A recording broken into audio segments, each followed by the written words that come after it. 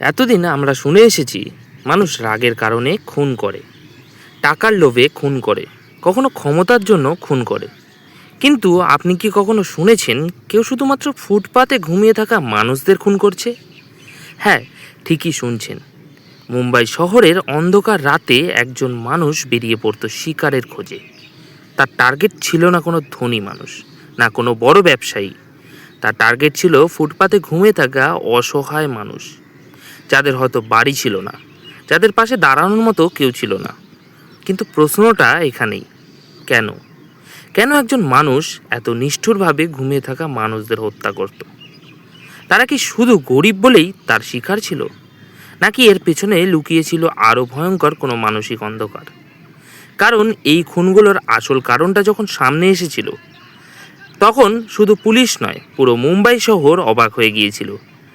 আজকের এই ভিডিওতে আমরা জানবো সেই ভয়ঙ্কর সত্য, একজন মানুষের গল্প যে হয়ে উঠেছিল মুম্বাইয়ের সবচেয়ে ভয়ঙ্কর সিরিয়াল কিলারদের একজন, রামন রাঘব। 1960 সালের মুম্বাই, দিনে ব্যস্ত শহর, কিন্তু রাত হলেই নেমে আসতো ভয়ঙ্কর আতঙ্ক। ফুটপাতে ঘুমিয়ে থাকা মানুষরা সকালে আর জেগে উঠত না। কেউ তাদের গুলি করেনি, কেউ ছুরি মারেনি। তাদের মাথা থেতলে দেওয়া হয়েছিল একটি ভারী লোহার রড দিয়ে। এক রাত, 2 রাত, 3 রাত, একইভাবে শুরু হলো একের পর এক খুন। পুলিশ বুঝতে পারলো এটা কোনো সাধারণ খুনি নয়, এটা একজন সিরিয়াল কিলার, যে রাতে বেরিয়ে শিকার খুঁজত ফুটপাতে। আর সেই খুনির নাম ছিল রামন রাঘব। কিন্তু প্রশ্ন হলো, কেন সে শুধু ফুটপাতে ঘুমানো মানুষদের মারত? কি ছিল তার মাথার ভেতরের অন্ধকার? আর কিভাবে পুলিশ অবশেষে ধরতে পারলো মুম্বাইয়ের রাতের দানবকে? 1965 সাল, মুম্বাই শহরের বিভিন্ন জায়গায় হঠাৎ করে কয়েকজন ফুটপাতবাসীর মৃতদেহ পাওয়া যায়।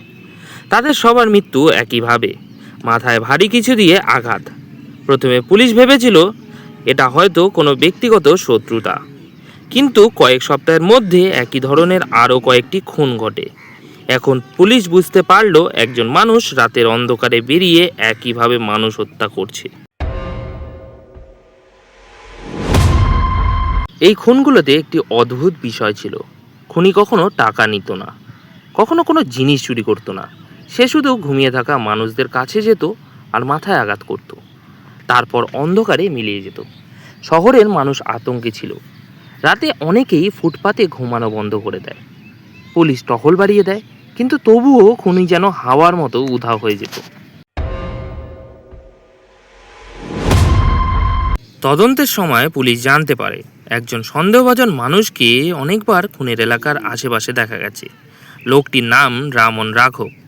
সে ছিল একজন ভবঘুরে, কখনো ছোটোখাটো কাজ করত, কখনো রাস্তায় ঘুরে বেড়াতো। পুলিশ তাকে আগেও সন্দেহ করেছিল, কিন্তু প্রমাণের অভাবে ছেড়ে দিয়েছিল। কিন্তু এবার তদন্তকারীরা তাকে গভীরভাবে জিজ্ঞাসাবাদ শুরু করে। জিজ্ঞাসাবাদের সময় অবশেষে ভেঙে পড়ে রামন রাঘব। সে স্বীকার করে সে অনেক মানুষকে হত্যা করেছে, কিন্তু কেন? তার নিজের কথায় সে বিশ্বাস করত এই মানুষগুলো সমাজের বোঝা, আর তাই সে তাদের হত্যা করত। এই স্বীকারোক্তি শুনে পুলিশও অবাক হয়ে যায়। আদালতে বিচার শুরু হয়। শেষ পর্যন্ত রামন রাঘবকে সিরিয়াল হত্যার দায়ে দোষী সাব্যস্ত করা হয়, কিন্তু পরে জানা যায় তার মানসিক সমস্যা ছিল, তাই তাকে মৃত্যুদণ্ড না দিয়ে মানসিক হাসপাতালে পাঠানো হয়। সেখানেই 1995 সালে তার মৃত্যু হয়। কিন্তু আজও মুম্বাইয়ের পুরনো মানুষরা মনে রাখে, এক সময় রাতে ফুটপাতে ঘুমানো মানেই ছিল মৃত্যু ঝুঁকি, কারণ রাতের শহরে ঘুরে বেড়াতো একজন মানুষ।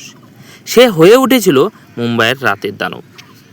ভিডিওটি ভালো লাগলে লাইক এবং শেয়ার করুন, আর এমনই রিয়েল আনসলভড কেস জানতে আমার চ্যানেলটি অবশ্যই সাবস্ক্রাইব করুন। দেখা হচ্ছে পরবর্তী ভিডিওতে।